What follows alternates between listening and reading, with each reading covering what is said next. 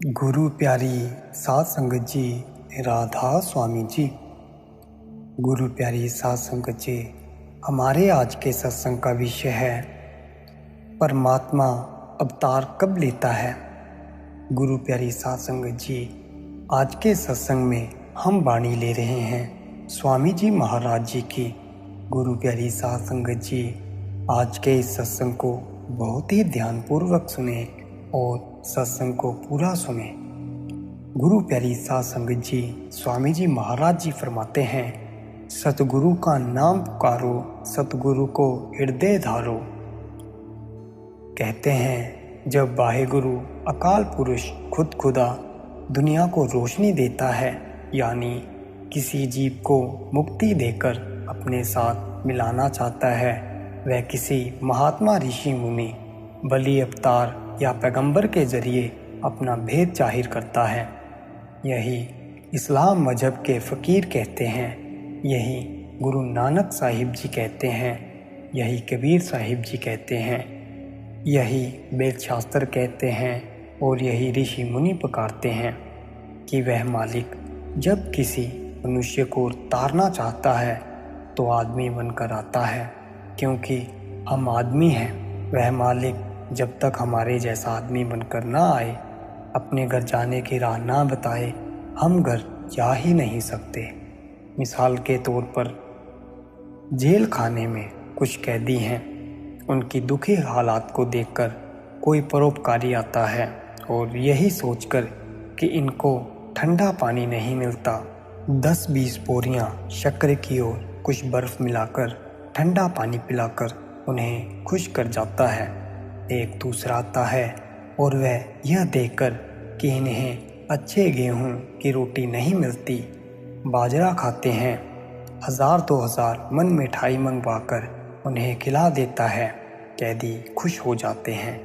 इसी तरह तीसरा आता है और वह यह देखकर कि इन्हें अच्छे कपड़े नहीं मिलते बल्कि मोटे मिलते हैं जिनमें जुएं पड़ जाती हैं, अच्छे कपड़े की नई पोशाकें सिलवाकर पहना देता है। कैदी खुश हो जाते हैं। उन सभी ने सेवा की, मगर कैदी जेल खाने में ही रहे। सेवा करनी चाहिए, हमें भी परोपकार करना चाहिए, मगर हमारा परोपकार किसी को 84 के जेल खाने से नहीं निकाल सकता। अब फिर उसी जेल खाने की मिसाल लो। एक आदमी के पास जेल खाने की कुंजी है। उसने आकर जेल खाने के सारे दरवाजे खोल दिए और कैदियों से कहा कि जाओ, अपने अपने घरों को सबसे अच्छा कौन है, आप खुद ही बताओ, जिसने आज़ाद कर दिया। इसी तरह दुनिया के जेल खाने से आज़ाद होने की युक्ति नाम है, और नाम पूरे गुरु से मिलता है। जो इस जेल खाने से आज़ाद होना चाहते हैं, उसके लिए ज़रूरी है कि सत्संग सुने। सत्संग में तहकीकात होती है और हमारे मन के सारे भ्रम, शक वगैरह दूर हो जाते हैं। दूसरा सतगुरु है और तीसरा नाम। ये 3 चीज़ें हैं जिन्हें पाकर हम इस जेल खाने से आज़ाद हो सकते हैं। वाणी का एक एक लफ्ज़ करोड़ रुपए का है और विचार करने योग्य है। अगर कोई सोच विचार कर हृदय में बिठा ले तो किताबें पढ़ने की ज़रूरत नहीं। यह दूरधाम पहुँचे हुए महात्मा की वाणी है। वह क्या उपदेश देते हैं कि प्यारो, तुम जन्मों जन्मों से दुनिया का सिमरन करते चले आ रहे हो। हर एक आदमी अपने अपने काम का सिमरन करता है। जिम्मेदार अपने काम का सिमरन करता है कि कल खेत में बीज बोना है, कि इसमें हल जोतना है। दुकानदार अपने काम का सिमरन करता है कि कौन सा सौदा ख़त्म है ताकि और लाया जाए। क्लर्क अपने काम का सिमरन करता है कि कौन से कागज बन चुके हैं और कौन से नहीं बने। जज अपने काम का सिमरन करता है कि कल कौन सा फैसला करना है। औरतें अपने काम का सिमरन करती हैं कि कौन सी चीज़ है, कौन सी नहीं। आटा दाल है, नमक मिर्च है, मतलब कि हर एक व्यक्ति अपने अपने काम का सिमरन करता है। और फ़ायदा है कि जिस चीज़ का सिमरन करो उसी का ध्यान आता है, और जिसका ध्यान होता है मरकर आदमी वहीं जाता है या जन्म लेता है। जब हम दुनिया के कामों का सिमरन करते हैं तो सारी उम्र हमें दुनिया का ही ध्यान आता है। जब हमने सारी उम्र दुनिया के काम किए, दुनिया ही खाई, दुनिया ही पी, तो मौत के वक्त हम किधर जाएंगे?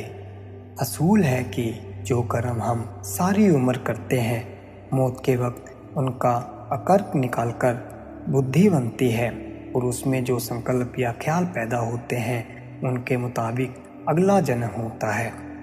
सो हम ऐसे हालात में मरकर दुनिया में जन्म लेंगे, घोड़ा, गधा, कुत्ता, सूअर बनेंगे। आप समझाते हैं आप शरीर नहीं और ना ही सतगुरु शरीर है, शरीर जड़ है। अब आपको बड़ा सुंदर और सूक्ष्म शरीर मिल गया। यह स्थूल शरीर तो जड़ है मगर वह सूक्ष्म से सूक्ष्म है। अगर आपको इंग्लैंड जाना हो तो इस स्थूल शरीर को कई मुश्किलें पेश आती हैं मगर उस सूक्ष्म शरीर को नहीं। जब ख्याल किया इंग्लैंड पहुंच गए, ख्याल किया आ गए। जब अंदर गुरु का स्वरूप प्रत्यक्ष कर लोगे तब वह नूरी स्वरूप हमेशा साथ रहेगा और संभाल करेगा। ये जो ऋषि मुनियों ने मूर्तियां बनाई हैं और ठाकुर द्वारों, मंदिरों आदि में रखी हुई है, ये सिर्फ ध्यान के लिए ही है, वरना पत्थर तो कुछ बोलने वाले हैं नहीं। ये जो मूर्तियां हैं, चाहे अवतारों की हों, बलियों की हों या किसी और की, ये बेजान है। बेजान चीज़ जानदार को कैसे खींच सकती है? कभी नहीं। सो कहते हैं कि हमारा सिवाय सतगुरु के और किसी के साथ प्यार नहीं। अगर कहीं जंगल में हमारा कोई रिश्तेदार मिल जाए तो हम उसे प्यार के साथ बाहों में भर लेते हैं।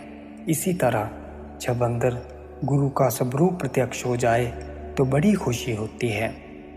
वह स्वरूप बड़ा खूबसूरत और इतना प्यारा है कि उसे देखकर आंखें तृप्त ही नहीं होती।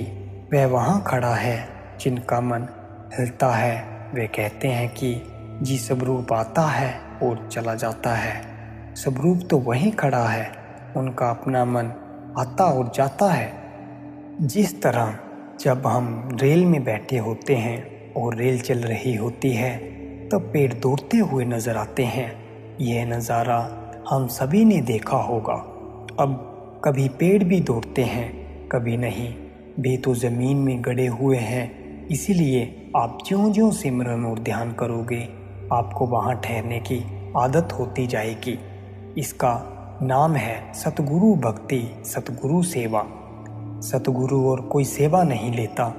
आपकी धन की सेवा से या तो आपके लिए कोई मकान बना देगा या लंगर चला देगा, लेकिन अपने लिए नहीं। इसीलिए गुरु भक्ति बहुत ऊंची अवस्था है। जिस तरह छोटा बच्चा अपने आप को माँ की गोद में दे देता है, वह बच्चे का पूरा जिम्मा ले लेती है, उसे नहलाती है, धुलाती है, खिलाती है, मतलब कि उसका हर वक्त ख्याल रखती है। इसी तरह अगर शिष्य सब कुछ सतगुरु पर छोड़कर अपने आप को उसके हवाले कर दे तो सतगुरु उसे सचखंड ले जाने का जिम्मेदार है। यही गुरु अमरदास जी कहते हैं, तन मन धन सब सौंप गुरु को, हुक्म मानिए पाइए।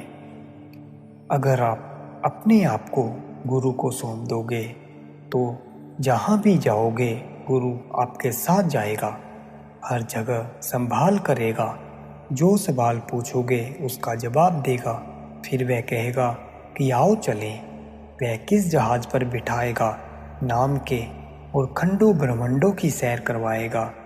उनकी क्या मिसाल थी, वे अपनी मिसाल आप हैं। हम पर जितने भी बंधन पड़े हुए होंगे वे उनसे आज़ाद करते जाएंगे।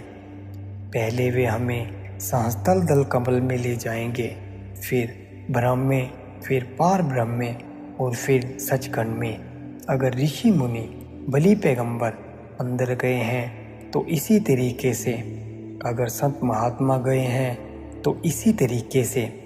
अनंत काल से, जब से दुनिया बनी है, यह तरीका चला आ रहा है। यह किसी का बनाया हुआ नहीं बल्कि कुल मालिक का बनाया हुआ है। द्रोणाचार्य पांडवों का गुरु था। वह उन्हें तीरंदाजी की शिक्षा दे रहा था। कि एक भील का लड़का आया। देखकर उसको भी शौक पैदा हुआ। उसने प्रार्थना की कि मुझे भी तीरंदाजी सिखाओ। द्रोणाचार्य ने जवाब दिया, ये शहजादे हैं, तू एक गरीब भील का लड़का, अब प्रेम तो प्रेम ही होता है। उसने क्या किया? द्रोणाचार्य के शुभ रूप का ध्यान करना शुरू कर दिया। ध्यान करके उसे अपने अंदर प्रकट कर लिया। अगर द्रोणाचार्य अंदर जाता होता तो वहाँ भी इनकार कर देता। अब द्रोणाचार्य की उस प्रत्यक्ष मूर्ति ने उसे तीर चलाना सिखा दिया। द्रोणाचार्य शहजादों का इम्तिहान ले रहा था। उसने हुक्म दिया कि वह जो कुत्ता भौंक रहा है उसके मुंह में तीर मारो। सभी ने बारी बारी से तीर मारे पर सभी चूक गए। उस भील के लड़के ने भी तीर मारा जो कुत्ते के मुंह में जा लगा। अब द्रोणाचार्य हैरान कि एक भील का लड़का शहजादों से भी आगे बढ़ गया। उसको बुलाकर पूछा, तेरा गुरु कौन है? तूने ये तीरंदाजी किससे सीखी है? कहता है आपसे। वह किस तरह? कहता है कि जब आपने मुझे तीरंदाजी सिखाने से इनकार कर दिया तो मैंने आपका ध्यान करके आपका स्वरूप प्रकट कर लिया और उससे सीख ली। अब सिमरन क्यों किया जाता है? ताकि अंदर सतगुरु के दर्शन हो। जब यहाँ दोनों आँखों तक शरीर सो जाएगा तो ऐसा मालूम होगा कि यह शरीर मेरा नहीं, यानी अष्टदल कमल तक आत्मा खाली सिमरन करके दोबारा चली जाती है। कहते हैं जिस वक्त यह जीते जी मर गया, आगे गुरु इसके अंदर बैठा हुआ है। जब सतगुरु को प्रत्यक्ष कर लिया तो सतगुरु इसे लेकर अपने घर की ओर चल पड़ेगा। प्रत्यक्ष सतगुरु का ध्यान फायदा करता है। सतगुरु मालिक होता है। गुरु प्यारी साध संगत जी, हमारा आज का ये सत्संग यहीं पर समाप्त होता है। सभी को प्यार भरी राधा स्वामी जी।